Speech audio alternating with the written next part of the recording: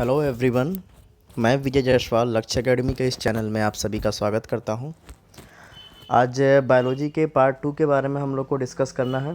तो कल मैंने 25 क्वेश्चन पार्ट 1 में आपको प्रोवाइड किया था। जिन लोगों ने अभी तक वीडियो ना देखा हो पार्ट 1 का, वो सभी लोग जाएं और प्लेलिस्ट से पार्ट 1 का वीडियो देखें।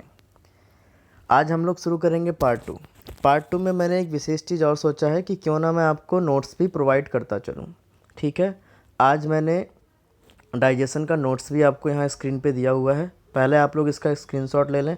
मैं इसको एक बार पढ़ूंगा भी, एक्सप्लेन भी करूंगा थोड़ा बहुत। ठीक है, वैसे जितनी भी पॉइंट्स आपके एग्ज़ाम में बन सकते हैं मैंने सारे पॉइंट्स लगभग यहाँ पे लिख दिया है। ठीक है, आपको इन सारे पॉइंट्स को एक बार क्या करना है, पढ़ना है और ये सारे नोट्स आपको नोट कर लेना है। ठीक है, तो ये जो स्क्रीन पर आपको दिख रहा है, पहले आप इसका स्क्रीनशॉट ले लो। ठीक है, 3 पेज का ये नोट है। आज डाइजेशन का हाफ पार्ट है, कल ये हाफ पार्ट आपको और मिलेगा, तो आपका डाइजेशन का नोट्स भी कंप्लीट हो जाएगा और साथ में हम क्वेश्चंस भी करेंगे। ठीक है, इससे क्या होगा, नोट्स भी कंप्लीट होगा और क्वेश्चन सीरीज भी आपके पास अवेलेबल हो जाएगा। ठीक है, सभी लोग स्क्रीनशॉट लेके इसको नोट कर लीजिएगा। हाँ, ओके। तो ये 3 पेज का आज का नोट है, कल हम लोग इसके आगे का नोट्स देखेंगे। चलिए थोड़ा सा मैं इसको पढ़ता हूँ। और इस वीडियो को शुरू करने के पहले मैं एक बार फिर से सबसे कहना चाहूँगा कि जिन लोगों ने अभी तक वीडियो सब्सक्राइब नहीं किया हो, पहले तो वीडियो सब्सक्राइब कर लें और साथ में ही आपका बेल आइकन आप ज़रूर प्रेस करिए, सो दैट मैं जब भी वीडियो अपलोड करूँ आपके पास नोटिफिकेशन पहुँच जाए। ठीक है, क्योंकि बार बार लिंक आप तक शेयर कर पाना ये पॉसिबल नहीं हो पाता है, इसलिए बेल आइकन ज़रूर प्रेस करिए और इस वीडियो को ज़्यादा से ज़्यादा लोगों तक शेयर करिए। देखिए, मैं आपके लिए बहुत मेहनत कर रहा हूँ। ठीक है, चीज़ें कलेक्ट करके फिर उसको लिखना, फिर उसके बाद आप तक अवेलेबल कराना, क्या एग्ज़ाम पॉइंट से इम्पोर्टेंट है, इन सब चीज़ों का एनालिसिस करने के बाद मैं ये वीडियो बनाता हूँ। ठीक है, तो इस बायोलॉजी के इस एक पार्ट में मुझे कम से कम 2 से 3 घंटे का समय लगा है आपके लिए इस वीडियो को अवेलेबल करने के लिए। तो आपको मेरे लिए बस इतना करना है कि आपको ज़्यादा से ज़्यादा, जितना ज़्यादा आप कर सको उतने ज़्यादा आप इस वीडियो को शेयर करिए और सब्सक्राइब कराइए। ठीक है, चलिए तो हम लोग वीडियो शुरू करते हैं। बहुत ही इंपॉर्टेंट नोट्स है ये सभी लोग आप नोट्स कर लीजिए, इसको नोट कर लीजिएगा। ठीक है, मानव का पाचन तंत्र। ठीक है, तो डाइजेस्टिव सिस्टम होता क्या है, पहले 3 लाइन की डेफिनेशन में हम लोगों ने यही लिखा है। ठीक है, भोजन को चबाना, ठीक है, भोजन को निगलना, निगलते हुए भोजन को पचाना, ठीक है, अपच भोजन को बाहर त्यागना आदि प्रक्रिया को हम लोग क्या कहते हैं, पाचन तंत्र कहते हैं। इसी पूरे प्रक्रिया को हम लोग क्या कहते हैं, पाचन प्रक्रिया। और इसमें जो तंत्र आपके काम आएंगे वो सब क्या होंगे, आपके पाचन तंत्र। ठीक है, पाचन तंत्र को बेसिकली 2 पार्ट में हम लोग डिवाइड करेंगे। पहला आपका होगा एलिमेंट्री कैनल, ठीक है, और दूसरा आपका आएगा ग्रंथियाँ। ठीक है, तो पाचन क्रिया में दो चीज़ आपके पार्टिसिपेट करते हैं। एक होता है आपका एलिमेंट्री कैनल जो यहाँ पे मैंने लिखा हुआ है, ठीक है, और एक आपका होगा ग्रंथि जो कि हम लोग का दूसरे वीडियो में आएगा। इसके बाद जो मैं वीडियो बनाऊँगा वहाँ ग्रंथियों के बारे में हम लोग बात करेंगे, जैसे आपका यकृत हो गया, आपका अग्नाशय हो गया, ठीक है, पैनक्रियाज। तो इन सब के बारे में हम लोग जो है चर्चा अगले वीडियो में करेंगे। आज हम लोगों ने एलिमेंट्री कैनल के बारे में बात किया हुआ है। एलिमेंट्री कैनल के अंतर्गत जो है ये 5 चीज़ें आती हैं। ठीक है, और ये मनुष्य का जो एलिमेंट्री कैनल ये 8 से 10 मीटर का होता है सब टोटल लेके। ये मुख्य गुहा जिसे हम लोग इंग्लिश में बोलते हैं बकल कैविटी। सेकंड आपका ग्रास नली है, इसको इंग्लिश में हम लोग बोलते हैं ओसोफेगस। अमाशय स्टमक सबको पता होगा। ठीक है, चौथा आपका है छोटी आंत, ठीक है, स्मॉल इंटेस्टाइन, इसको हिंदी में क्षुद्रांत्र भी बोलते हैं। ठीक है, कल के क्वेश्चन में था। और 5वां होता है आपकी बड़ी आंत, लार्ज इंटेस्टाइन। तो एलिमेंट्री कैनल में बेसिकली ये 5 पार्ट होते हैं। इन 5 पार्ट के बारे में हम लोग आज चर्चा करेंगे। ठीक है, चलिए पहला है आपका मुख गुहा। ठीक है, इसको इंग्लिश में क्या बोलते हैं, आपको इसको इंग्लिश में बोलते हैं बकल कैविटी। मैंने कोशिश किया है कुछ वर्ड्स को मैंने इंग्लिश में भी लिख दिया है, सो दैट जितने भी इंग्लिश मीडियम वाले भी हों उनके लिए भी ये वीडियो को देखने में प्रॉब्लम ना हो। ठीक है, चलिए शुरू करते हैं। तो मुख में भोजन का जो प्रारंभ होता है पाचन क्रिया का, वो शुरुआत होता है मुख से। अब मुख में आपके बेसिकली 2 चीज़ होते हैं जो आपके इस प्रक्रिया को शुरू करते हैं। पहला होता है दांत जो भोजन को चबाता है, ठीक है, काटता है, तोड़ता है, और दूसरा होती है आपकी जीभ। ठीक है, तो इन दोनों के बारे में पहले हम चर्चा करेंगे जो क्वेश्चंस आपके एग्ज़ाम में बन सकते हैं। ठीक है, तो चलिए देखते हैं। मुख में कुल 32 दांत होते हैं। कितने दांत होते हैं? 32 दांत टोटल होते हैं। प्रत्येक जबड़े पर समान 2 जोड़ी कृतंक होते हैं, रत्नक होते हैं, अग्रचर्वक होते हैं और चर्वक होते हैं। ठीक है, इन सब के बारे में मैंने यहाँ पे लिखा हुआ है, इस चार्ट में मैंने यहाँ पे लिखा हुआ, इन सब पॉइंट से क्वेश्चन आपका बन सकता है। ठीक है, तो ये चार्ट आप सभी लोग बना दीजिएगा। आगे बढ़ते हैं हम लोग।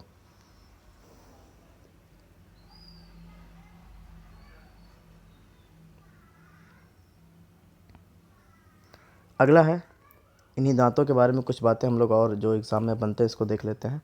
मनुष्य के जीवन काल में कुल 32 दांत निकलते हैं। कितने दांत निकलते हैं? 32 दांत निकलते हैं, जिसमें से 20 दांत आपके दूध के दांत होते हैं। 20 दांत क्या होते हैं? आपके दूध के दांत होते हैं, जो जीवन काल में 2 बार निकलते हैं। एक आप सुनते होंगे, बचपन में दांत टूट जाता है तो दूध का दांत जो है वो टूटता है। तो 20 दांत ऐसे होते हैं जो दूध के दांत होते हैं, और ये कितनी बार निकलते हैं? 2 बार निकलते हैं। सारे क्वेश्चन बनते हैं, ठीक है ना। कितनी बार निकलते हैं ये आपके? 2 बार निकलते हैं। तो कुल होते थे 12, जिसमें से 20 आपके दूध के दांत होते हैं और 32 में से 20 आपके दूध के दांत होते हैं और 12 क्या होते हैं आपके? 12 आपके ऐसे दांत होते हैं जो जीवन काल में एक ही बार निकलता है। तो सवाल इससे भी बनता है कि कितने दांत ऐसे होते हैं जो मनुष्य के जीवन काल में एक ही बार निकलते हैं? तो ऐसे ही कुल 12 दांत होते हैं। ठीक है, इन 12 को हम लोग 4 और 8 में डिवाइड कर लेंगे। इन 12 को हम लोग कितने में? 4 और 8 में डिवाइड करेंगे। 4 आपके मोलर्स होते हैं और 8 आपके क्या होते हैं? प्री मोलर्स होते हैं। ठीक है, ये भी क्वेश्चन आपके एग्जाम में बनता है। अगला पॉइंट है, 4 मोलर दांतों को ही अक्ल का दांत कहा जाता है। याद रखिए, क्वेश्चन आपका एग्जाम में पूछा हुआ है कि अक्ल की दांत किसको कहते हैं? मोलर को, प्री मोलर को, ठीक है, ऐसे करके आपके ऑप्शंस होते हैं। तो मोलर्स जितने भी होते हैं इनकी संख्या 4 होती है, और इन्हीं को हम लोग क्या कहते हैं? अक्ल का दांत। ठीक है, और ये कब निकलता है? ये क्वेश्चन भी बनता है। तो ये बेसिकली सामान्यतः 18 वर्ष की उम्र के बाद ये दांत आपको निकलते हैं। ठीक है, अक्ल के दांत। याद रखिएगा, ये दोनों बात बहुत ही इंपॉर्टेंट है। अगला क्वेश्चन है, दांत का ऊपरी भाग जिसे इनेमल कहते हैं, और जो दांत का ऊपरी परत होता है उसे हम लोग क्या कहते हैं? इनेमल कहते हैं। और आपको सबको पता होगा, ये क्वेश्चन कई बार पूछा है, इनेमल मानव शरीर का सबसे कठोर भाग है। इनेमल जो है किसका? मानव शरीर का सबसे कठोर भाग है। किसका बना होता है? ये भी सवाल पूछता है। तो ये कैल्शियम फॉस्फेरस का बना होता है, कैल्शियम फॉस्फेट का बना होता है। ठीक है, कैल्शियम फॉस्फेट। तो दांत के बारे में इतने क्वेश्चंस आपके बेसिकली आपके ये वनडे एग्ज़ाम से पूछे जाते हैं। ये सारी बातें आपको याद होनी चाहिए, ये सारी बातें आपको लिखी होनी चाहिए। अब आते हैं हम लोग जीवा पे, टंग पे। ठीक है, तो जीभ का बेसिकली काम क्या होता है? जीभ का काम होता है जीभ लार को मिलाने में सहायता करते हैं। जो लार आपका श्रवण होता है उसको क्या करता है? वो भोजन में उसको मिलाने का काम कौन करता है? आपका जीभ करता है। ठीक है, और चबाए गए भोजन को निगलने का काम कौन करता है? आपका जीभ करता है। जीभ के बारे में एक बात आपको और जाननी है, वो है, इससे क्वेश्चन आपका बनता रहता है। ठीक है, ये जो नमकीन और मीठा है ये अग्रभाग से होता है। क्वेश्चन पूछता है कि जीभ के किस भाग से मीठे या नमकीन स्वाद का पता चलता है? तो अग्रभाग। खट्टे का जो होता है, ये जो भाग होता है, यहाँ से हमें खट्टे का पता चलता है, पार्श्व भाग। ठीक है, पार्श्व भाग से हमें क्या होता है? खट्टे का पता चलता है। और कड़वे का पता कहाँ से चलता है? पीछे वाले भाग से। ठीक है, तो ये क्वेश्चन भी एग्जाम में बनता है, सभी लोग इस पॉइंट को भी याद रखिएगा। तो बक्कल कैविटी से इतने क्वेश्चन आपके एग्जाम में बनते हैं, जिनकी चर्चा हम लोगों ने कर लिया। अब आता है मनुष्य का पाचन तंत्र। पाचन तंत्र के बारे में आपको पता होना चाहिए। देखो, एलिमेंट्री कैनल, ये टोटल आपका एलिमेंट्री कैनल है। ये मुख से लेके ये ओसोफेगस पाइप, ये आपका स्टमक, ये आपका स्मॉल इंटेस्टाइन, ये आपका लार्ज इंटेस्टाइन, ये सब आपका एलिमेंट्री कैनल। इसके बाद ग्रंथियों में क्या आएगा? आपका यकृत आएगा। ठीक है, यकृत के अलावा आपका पैनक्रियाज आएगा। ठीक है, अग्नाशय। ठीक है, तो इन सब आपके ग्रंथियों में आएंगे। तो 2 पार्ट में हम लोग को पढ़ना है, एक आपका एलिमेंट्री कैनल और एक आपकी ग्रंथियाँ। तो ग्रंथियों पे भी आएंगे, पहले एलिमेंट्री कैनल हम लोग पढ़ लें उसके बाद। तो सेकंड जो हमारा पॉइंट है वो है भोजन नली। भोजन नली, ये जो फूड पाइप है, ये ग्रास नली, इसी को हम लोग बोलते हैं भोजन नली, फूड पाइप। ठीक है, ग्रास नली। इसमें देखो क्वेश्चन ये बनता है, एक बड़ा ही इंपॉर्टेंट क्वेश्चन यहाँ से बनता है। 4 ऑप्शन आपको दे देगा, छोटी आंत, बड़ी आंत, बकल कैविटी, मुख गुहा और ग्रास नली। पूछेगा क्वेश्चन, किसमें पाचन क्रिया की कोई भी प्रोसेस नहीं होती है? मतलब किसमें खाने के पचने का कोई भी प्रोसेस नहीं होता है? तो ऑप्शन आपका आंसर क्या होगा? ग्रास नली। फूड पाइप में खाना आपका पचता नहीं है। फूड पाइप बस बेसिकली होता किसके लिए है कि मुंह में जब आप भोजन को गीला करके डायरेक्ट आपके स्टमक तक पहुंचाने का काम किसका होता है? फूड पाइप का होता है। तो केवल वो ट्रांसपोर्टेशन ऑफ फूड करता है, वहाँ पे पाचन की कोई क्रिया नहीं होती है। ठीक है, तो ये क्वेश्चन भी आपके एग्ज़ाम में बनता है, याद रखिएगा। अगला पॉइंट हम लोग देखते हैं। जितना पॉइंट मैंने कुछ पॉइंट लिखा नहीं है उसको मैं बोलता हूँ, उसको भी आप नोट करते हुए चलिएगा। ठीक है, अगला भोजन नली या ग्रास नली, ओसोफेगस। तो यह 25 सेंटीमीटर लंबी होती है, ये बात याद रखिएगा कि ओसोफेगस कितनी सेंटीमीटर लंबी होती है? 25 सेंटीमीटर लंबी होती है। इससे होते हुए भोजन अमाशय में पहुंचता है। बस ओसोफेगस यहीं पे आपका समाप्त हो जाएगा। ठीक है, फिर तीसरा पार्ट आ जाएगा अमाशय। क्या आ जाएगा आपका? अमाशय। अमाशय के बारे में जानिए क्या होता है। अमाशय में गैस्ट्रिक ग्लैंड्स से जठर रस निकलता है। जब भोजन आपके फूड पाइप से होकर आपके अमाशय में आ जाता है तो अमाशय में क्या होता है? अमाशय में जठर रस निकलता है, गैस्ट्रिक जूस, जिसे हिंदी में क्या कहते हैं? जठर रस।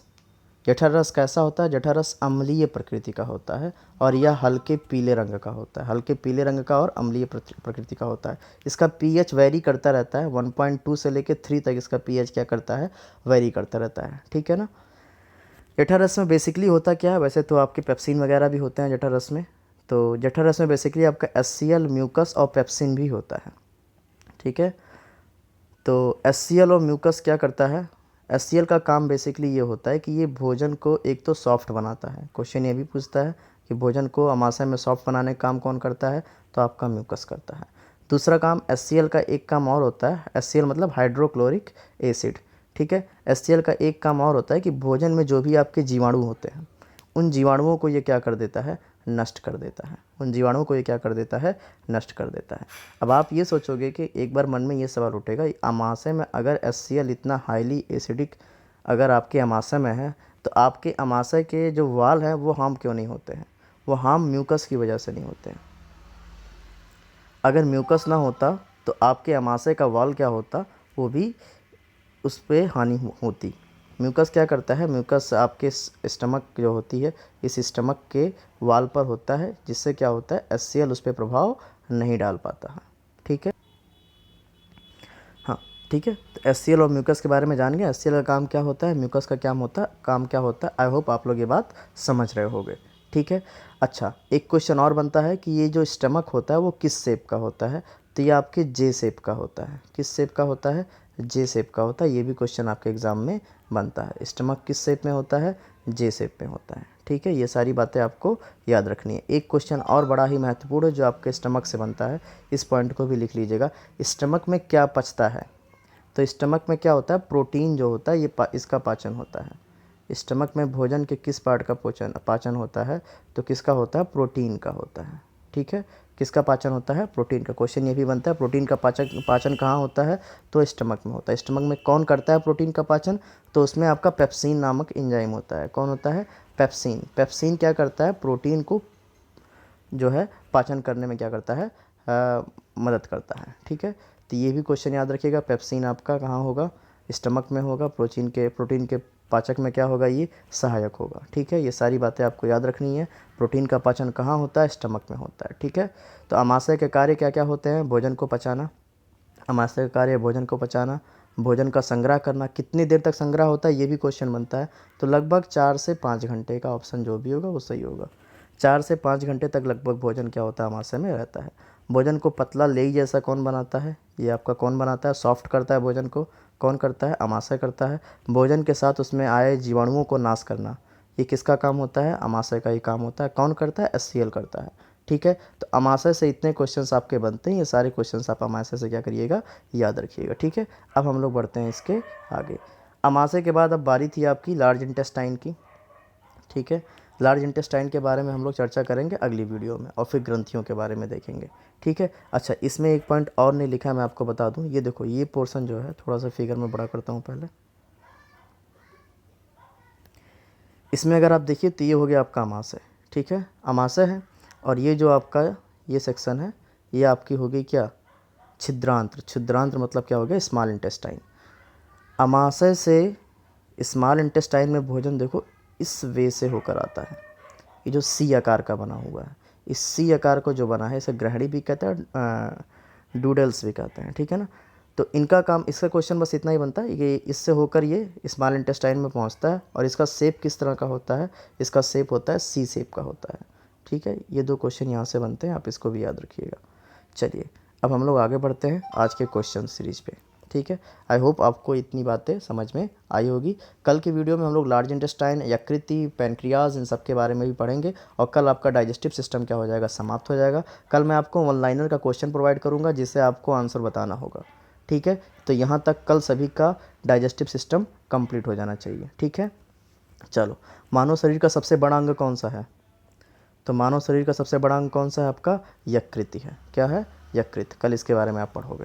क्वेश्चन नंबर 27, अस्थियों और दांतों में मौजूद रासायनिक द्रव है।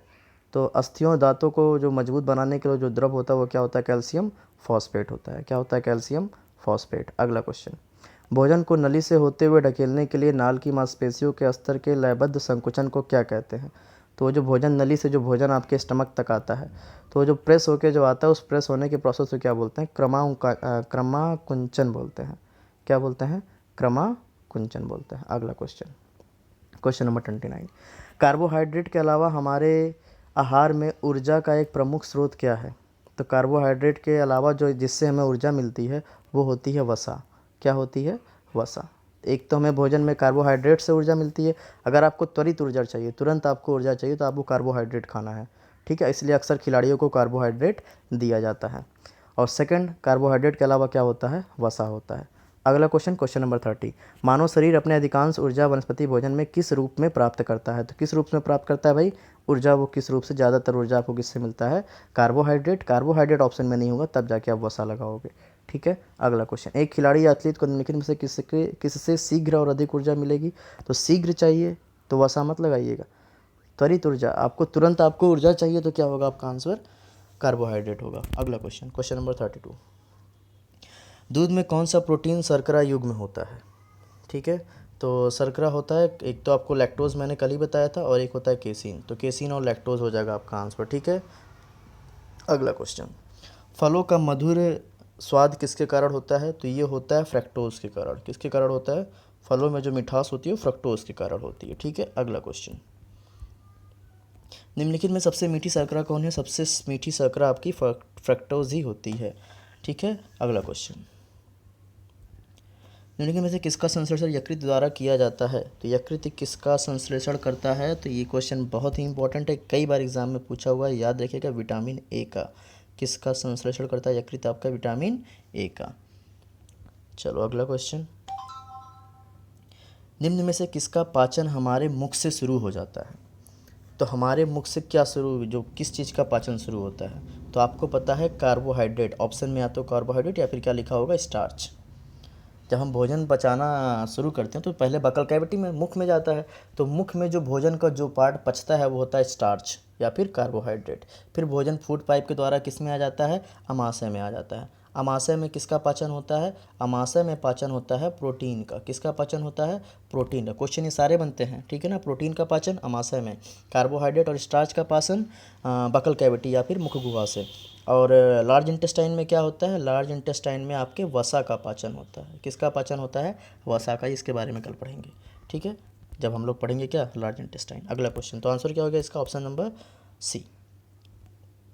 अगला क्वेश्चन, मानव शरीर में खाना का सबसे अधिक पाचन कहाँ होता है? सबसे अधिक पाचन कह लो या कह लो संपूर्ण पाचन कहाँ होता है?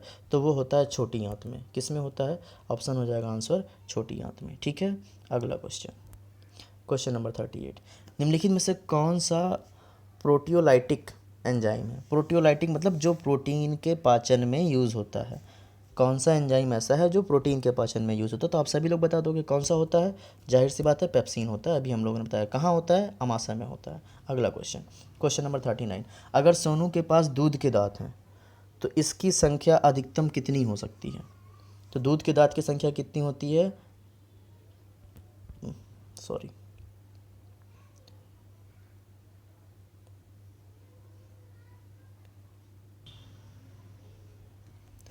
तो मिल्क, दूध के दांतों की संख्या कितनी होती है? तो आप सबको पता होगा दूध के दांतों की संख्या कितनी होती है? 20 होती है। ठीक है, और जो एक बार निकलता है वो कितनी होती है? 12। इन 12 में मैंने 8 और 4 बताया था, प्री मोलर्स और मोलर्स। ये 4 मोलर्स क्या होते हैं? अक्ल के दांत होती है। सारी बात आपको याद रखनी है, ठीक है।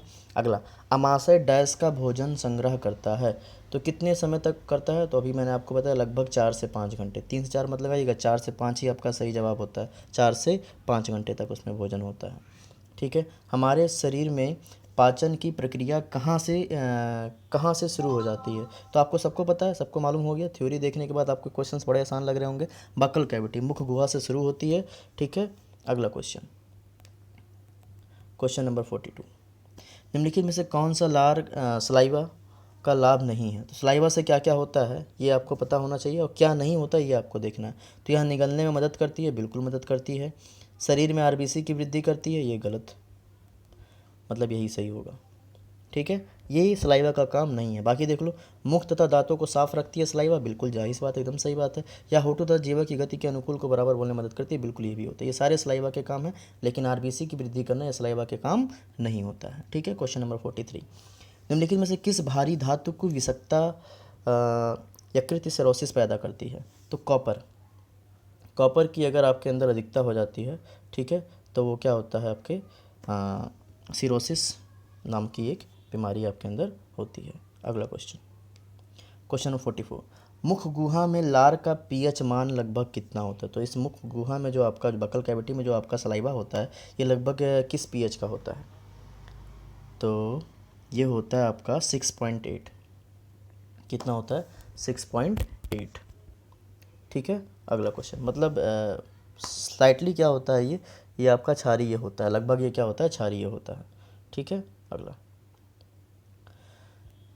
एक सामान्य व्यक्ति में प्रतिदिन कितना लार बनता है?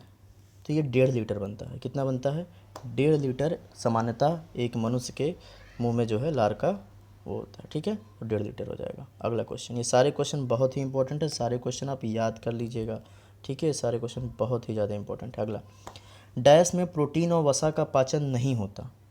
तो आपको पता है प्रोटीन का पाचन होता है छोटी आंत, तो ये तो बिल्कुल नहीं, कह रहा नहीं होता। वसा की पाचन होती है बड़ी आंत में, तो ये भी नहीं होगा, ठीक है। मुख गुहा में किसका पाचन होता है? ड्यूडेनम में। कोई ड्यूडेनम मैंने बताया, तो जो सी आकार का शेप होता है उसे ड्यूडेनम कहते हैं, ठीक है। तो इसमें भी नहीं होगा। इसमें भी आपका प्रोटीन और वसा ही पाचन होता है। इसमें भी जो पाचन होता है किसका होता है? प्रोटीन और वसा का। मुख में नहीं होता। मुख में किसका पाचन होता है? मुख में पाचन होता है कार्बोहाइड्रेट, जिसे हम कहते हैं स्टार्च का पाचन होता है, ठीक है। क्वेश्चन नंबर 47 पर चलते हैं। मानव शरीर में पाचन की क्रिया डैश में समाप्त हो जाती है। तो किस में समाप्त होती है भाई? मुख गुहा तो नहीं, यहाँ शुरू होती है। छोटी आंत में भी नहीं होगा, ड्यूडेनम से होकर वो छोटी आंत में आता है, तो ये भी नहीं होगा। होगा क्या आंसर आपका? बड़ी आंत में पाचन क्रिया समाप्त हो जाती है, ठीक है। चलो अगला क्वेश्चन, अन्न एक समृद्ध स्रोत है, तो अन्न में सबसे ज़्यादा क्या होता है? तो अन्न में सबसे ज़्यादा आपका स्टार्च होता है, ठीक है। अगला क्वेश्चन, मानव आहार नाल का सबसे लंबा भाग क्या है? तो वो होती है आपकी छोटी आंत। आई थिंक ये लगभग 6 या क्लियर नहीं है, इसलिए मैं बताऊंगा नहीं। इसकी लंबाई 6 से 7 सेंटीमीटर मीटर शायद होती है, 6 से 7 मीटर लगभग शायद होता है। क्लियर नहीं है, इसलिए मैं इसका बताऊंगा नहीं, अगली वीडियो में बता दूंगा इसकी लंबाई कितनी होती है छोटी आंत की, ठीक है। अगला क्वेश्चन, निम्नलिखित में से किसको किसी कोशिका में अचल संपत्ति माना जाता है? तो ये माना जाता है आपको न्यूक्लिक अम्ल को। न्यूक्लिक अम्ल को कोशिका की अचल संपत्ति मानी जाती है, ठीक है। तो ये आज के 50 क्वेश्चन रहे। आज ये बायोलॉजी का पार्ट नंबर 2। अगर आपको ये चीज़ें समझ में आ रही हैं तो प्लीज़ इसको लाइक, शेयर और सब्सक्राइब करिए। ज़्यादा से ज़्यादा जितना ज़्यादा हो सके आप इसको शेयर करते रहें, ठीक है, सो दैट मैं ऐसे ही वीडियोज़ आपको बायोलॉजी की प्रोवाइड कर सकूँ। और कल जो पार्ट होगा, कल हम लोग लार्ज इंटेस्टाइन ग्रंथियों के बारे में पढ़ेंगे, और उसके बाद कल जो क्वेश्चन होगा वो 1 लाइनर टाइप का होगा, ठीक है। चलिए आज के लिए इसमें इतना ही। सभी लोग खूब अच्छे से मेहनत से पढ़ते रहिए। Have a good day, take care.